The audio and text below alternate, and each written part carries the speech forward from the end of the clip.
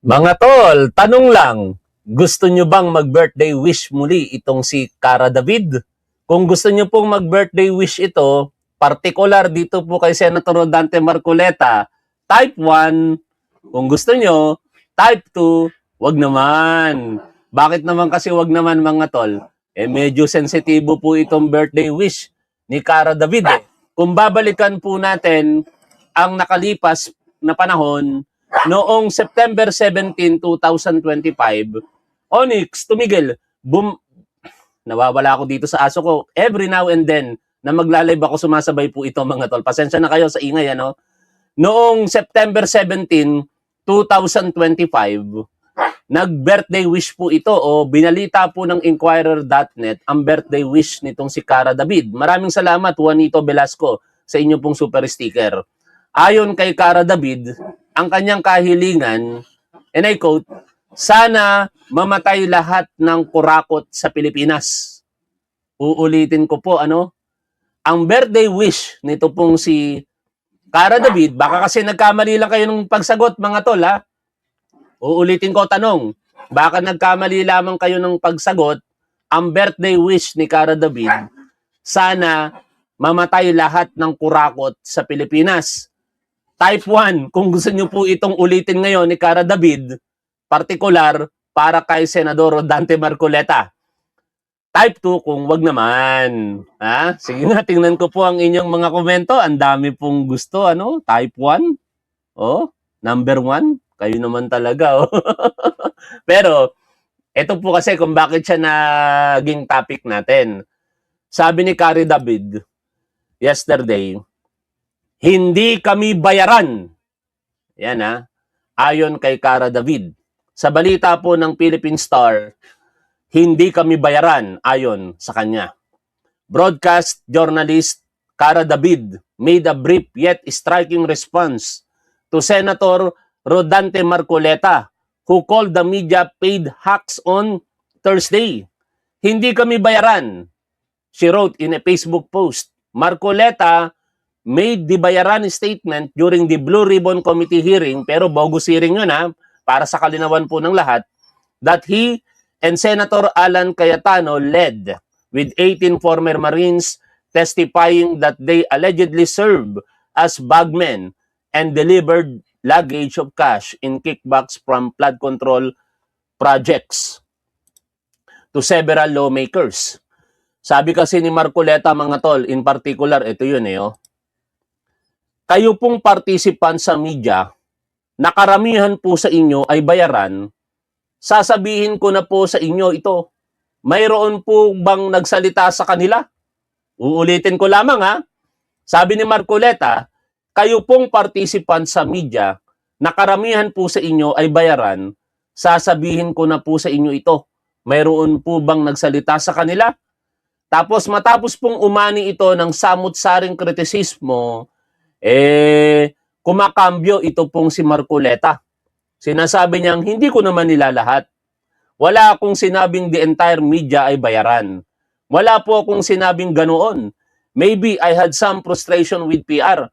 Nung una nga mga tol, ayaw pa nitong aminin na sinabihan niya na bayaran ang mga media.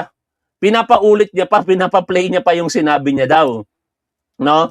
Kaya on that regard, panoorin natin, balikan po natin ang balita kahapon.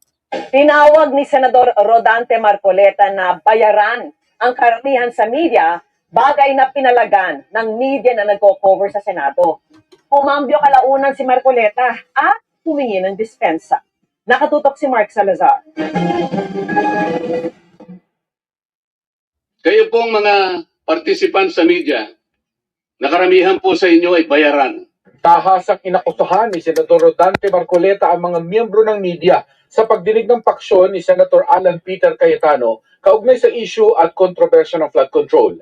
Sabi ni Marcoleta, bakit hindi raw kine-question ng media ang 11 senador ng paksyon ni Senator Wing Gatchalian na walaan niyang ginagawa para ituloy ang pagdinig sa tinawag niyang karumal-dumal na pagnanakaw sa salapi ng bayan. Gusto kasi nitong si Marcoleta, kung ano yung naratibo nila, yun yung kakampihan ng media. Hindi naman pwede yun. Nakita naman natin kung paano po bumalanse ang mainstream media. tayong mga vlogger may biases. Bias ako.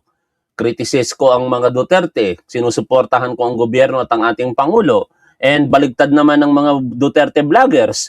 Kinikriticize nila ang gobyerno at sinusuportahan nila ang mga Duterte. Pero ang mainstream media, mga tol, kitang-kita natin na nasa gitna yan. No, kung ano lang yung binabalita, kung ano yung nangyayari, yun po yung binabalita nila. Gusto nitong si Marcoleta, kampihan sila. Servaan niya ng taong bayan ng mga sagot kung sino ang tumanggap ng pera. Sasabihin ko na sa inyo ito. Meron po bang nagsalita sa kanila? Kayo pong members ng media, tinanong niyo po ba sila kung bakit nagpakatahimik sila?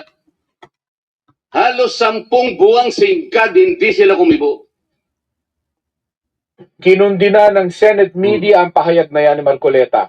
Hindi lang nila irresponsable ang pahayag ni Marcoleta, kundi pag-atake rin sa isang institusyon na kinikilalang mahalaga sa anumang demokrasya. Basahin natin ng buo ang statement po ng Senate media, no, on that situation. At pinatagalog na po natin yan kay ChatGPT, kaya yung Tagalog translation po ang babasahin ko para mas buo po yung impormasyon na malalaman po natin. Pahayag ng Senate media hinggil sa mga paratang ni Senator Rodante Marcoleta. Kami, ang mga miyembro ng Senate media, ay mariing kinokondena ang malawakang pahayag ni Senador Rodante Marcoleta na maraming miyembro ng mainstream media ay mga bayarang tagapagtaguyod lamang. Ang ganitong pahayag ng senador sa isinagawang pagdinig ng Senate Blue Ribbon noong Huwebes ay hindi lamang irresponsable, kundi isang walang ingat na pag-atake sa isang institusyong kinikilalang mahalaga sa anumang gumaganang demokrasya.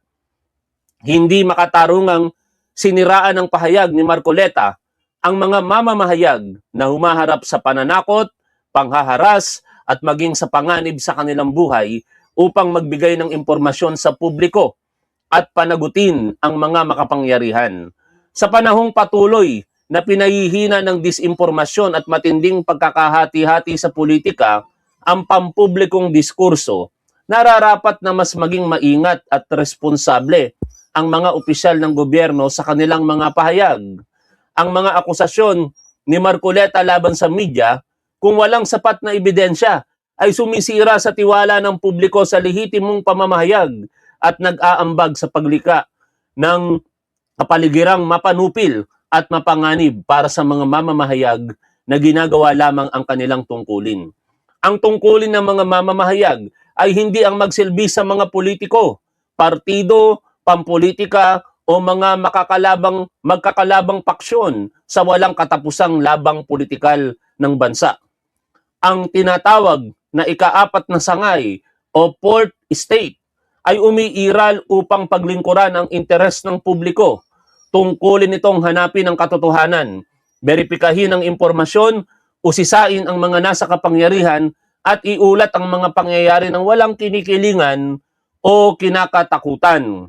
Lalong nagiging mahalaga ang misyong ito sa mga panahong ng matinding sigalot sa politika. Hindi dapat isinasama ang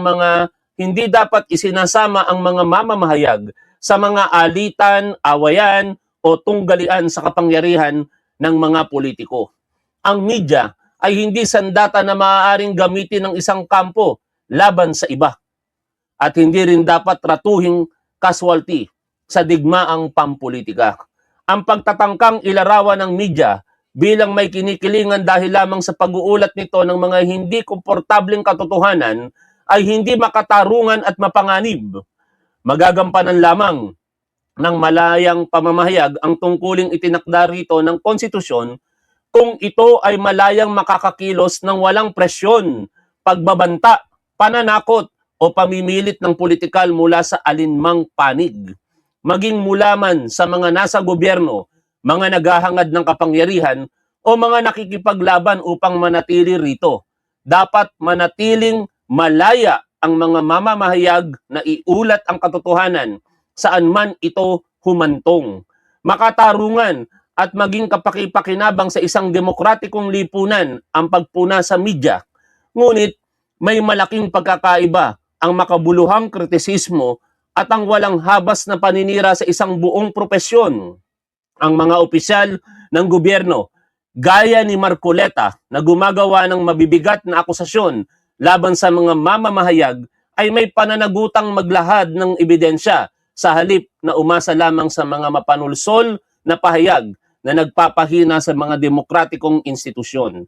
Muli, ang media ay hindi kaaway ng alinmang paksyong pampolitika. Hindi ito ekstensyon ng anumang makinaryang pampolitika. Ang katapatan nito ay dapat manatili lamang sa katotohanan at sa publiko na pinaglilingkuran nito. Ang mga mamamahayag ay hindi dapat tumanggap ng bulag na papuri o walang batayang pagkondena. Ngunit nararapat nilang matamasa ang kalayaang mag-ulat ng hindi tinatatakan, binubuli o sinasakripisyo sa mga labanang politikal ng iba. Pahayag po yan ng Senate media kaugnay po ng mapanirang pahayag nito pong si Senador Rodante Marcoleta.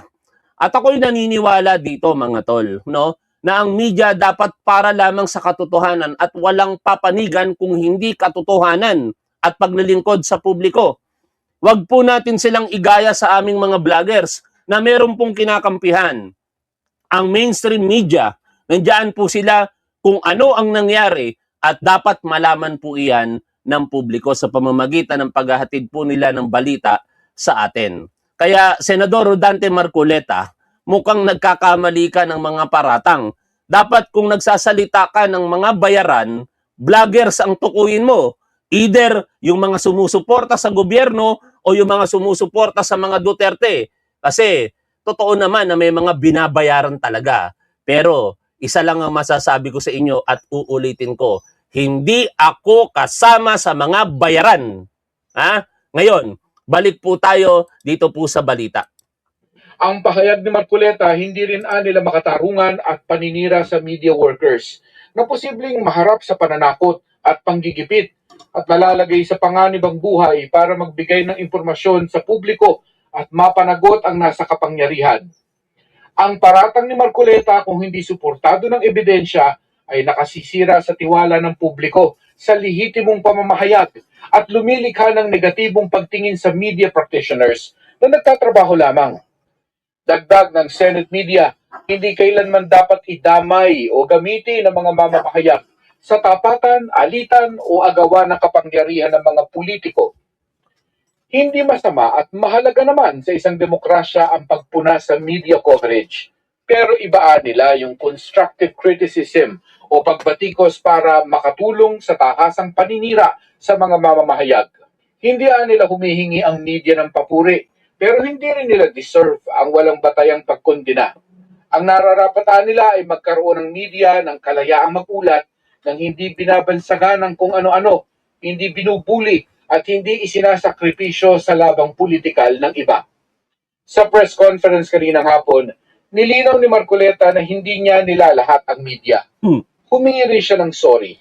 Pwede niyo bang i-play yung statement ko if I said? Yan, papanoorin natin ng medyo buo yan. At bahagi po niyan, para kasing tumatanggi pa itong si Marcoleta nung una sinabi niya naman, pasensya na po kung ako ay nakapagsalita ng ganon. I did not mean it. Naniniwala ba kayo dito kay Marcoleta, mga tol? I didn't mean it. Humingi ng paumanin si Senador Rodante Marcoleta kaugnay ng kanyang pahayag sa marami umanong miyembro ng mainstream media ang paid hacks o bayaran. Hindi ko nilalahat. You know, I'm coming from deep frustration, saad ng senador sa isang press conference kahapon June 4. Ito po ay dahil sa frustration ko sa nangyari at nangyayari rito. O baka naman, Senador Rodante Marcoleta, kasi nireport kayo ng Bilyonaryo News Channel, kaya kayo ngayon nasasadlak sa ganyang problema. Hahanapin ko lamang muna muli yung report ng Bilyonaryo News Channel kung saan sila mismo yung nagpanguna para po ilantad kung ano po ang sose at salin nitong si Rodante Marcoleta. Pero in the meantime, pakinggan po ninyo ito pong naging press conference nila kahapon na mistulang humihingi ng sorry pero ayaw naman tanggapin ang katotohanan. Ano ba yon? Parang napaka-plastic nung paghingi, no? Kaya nag-react po dyan, syempre, ang isa sa mga namumuno, katulad po ng National Union of Journalists of the Philippines. Mamaya, ipi-play din po natin ito. For Senator Marcoleta, sir, with all due respect, the media felt you made a sweeping accusation against the media na sabihin niyo po na bayaran ang mga media. Can you just clarify the statement at kung ano po yung ebidensya niyo para sabihin na bayaran ng media? Pwede niyo ba i-play yung statement ko if I said that exact sentence? Baka hindi ganun yung pagkakasabi.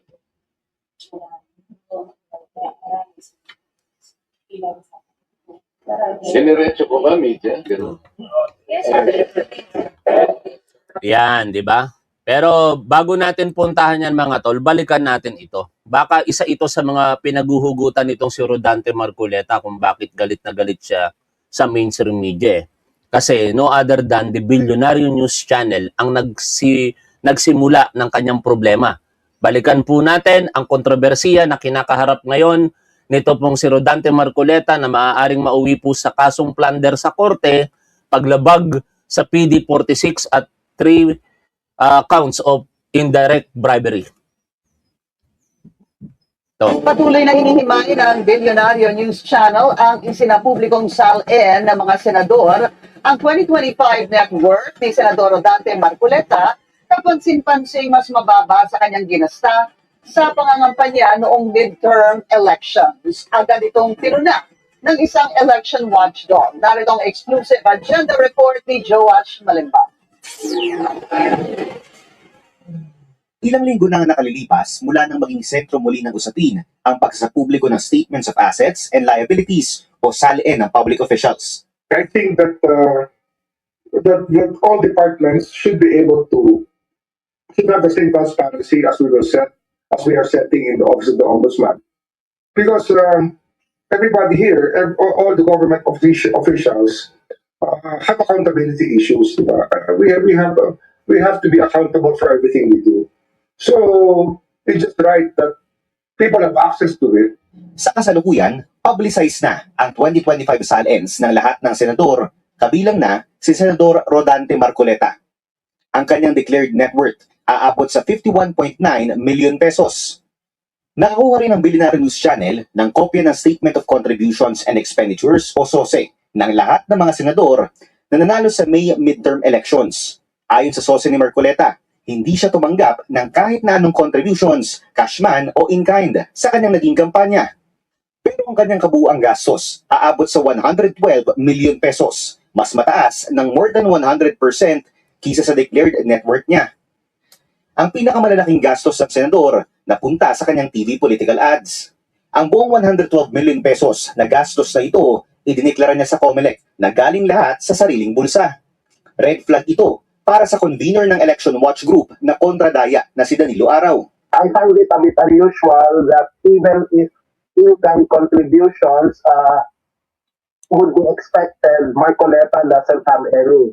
So it gives an impression. You see mga tol, dahil po sa balita na ito at yung iba pang paghahalungkat ng Billionaire News Channel sa kanilang investigative journalism, tinamaan talaga itong si Marcoleta, even yung kanyang asawa. At ngayon, ang naging resulta nito ay reklamo una sa COMELEC kung saan siya naman po ay napawalang sala dahil wala siyang nilabag na election law. No? Pero dahil po sa pag-amin niya para makalusot sa COMELEC, nakalabag naman po siya di umano ng kasong plunder, indirect bribery, at saka PD 46. Kaya malamang sa malamang, ang hugot nitong si Marcoleta, kaya galit sa mainstream media dahil sa pagbubulgar nito laban po sa kanya. At dito, kahapon sa press conference nila, nagmamaang-maangan pa siya mga tol.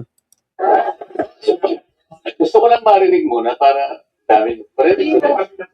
Gusto niya pa daw marinig.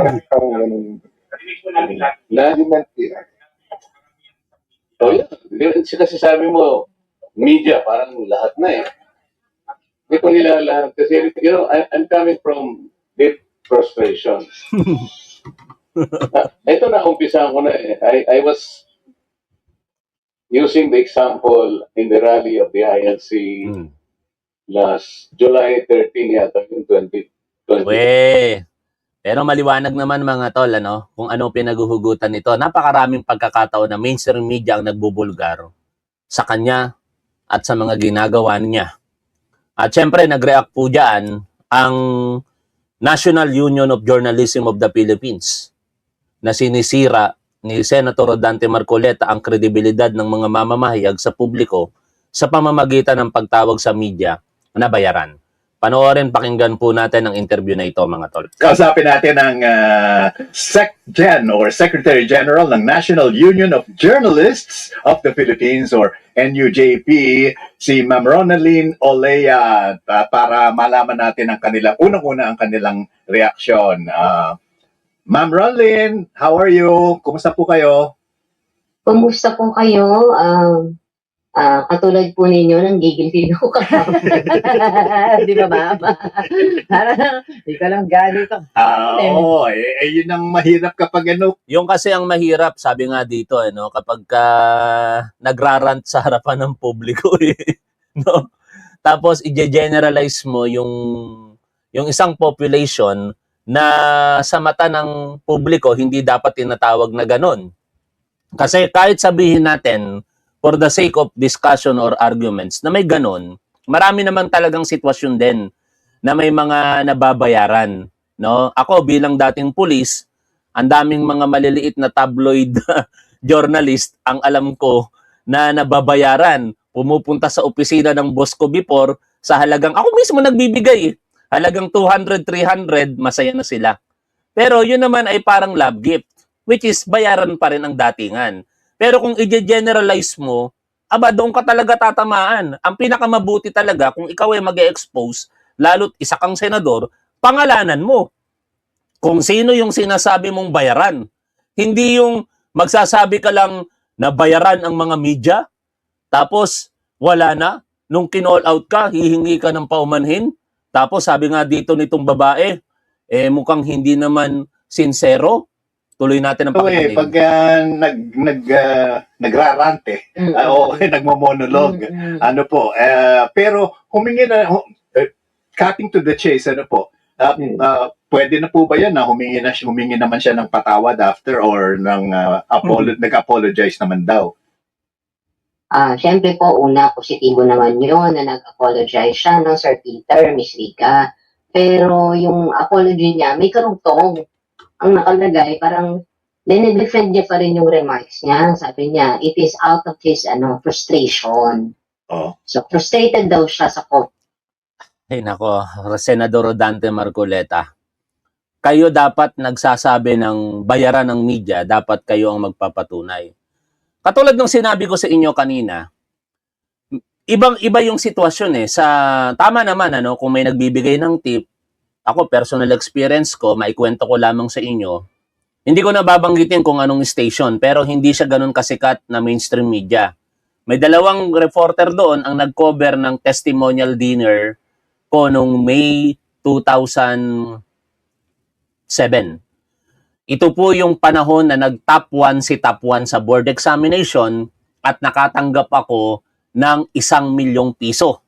Kinover ako ng reporter. Wala naman silang hiningi sa akin pero nagparamdam. Binigyan ko ng tig 5,000 piso.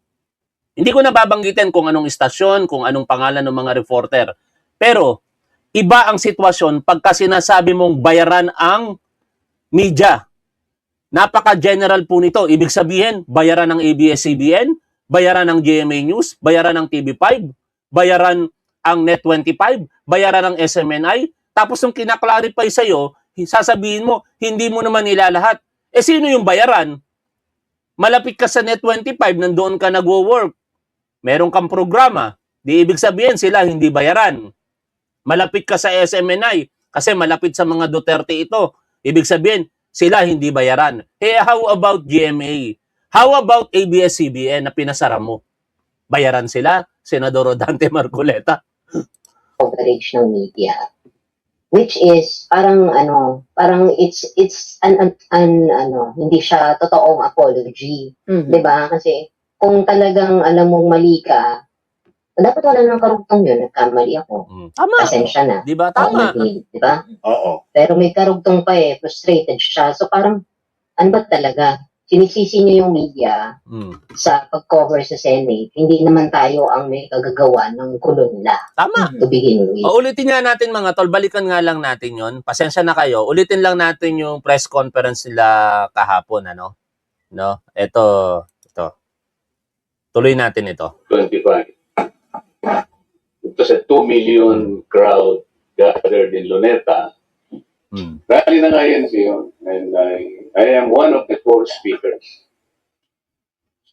So kung January 13 yun, January 14, I was expecting that will be reported. Report naman talaga.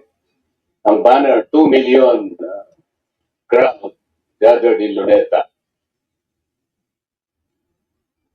Except for the fact that I was the only one among the 4 speakers who provided the context of that rally. That rally kasi called for the rule of law, the due process of law, and then the INC. Alam niyo mga tol, with due respect sa mga IC members, dapat nagrarally na din po kayo ngayon no? In particular, kay Senador Rodante Marcoleta Kasi direkta na po siyang naaakusahan. No? Yung sinasabi ninyong mga sangkot sa flood control project anomalies. Kino-call out ninyo ang gobyerno para mapanagot sila. Pero kaya nyo rin bang i-call out itong si Senador Rodante Marcoleta sa akusasyon sa kanya ngayon ng pagtanggap ng 75 million pesos? Paglabag sa batas, plunder, indirect bribery, at paglabag sa PD 46 o hindi dapat tumatanggap ng gifts ang mga public officials. Nasa sa inyo yan. No? Balik po tayo dito po sa sinasabi nito pong Secretary General ng National Union Journalists of the Philippines. Sabi nga nila, the art of not apologizing. Non-apology.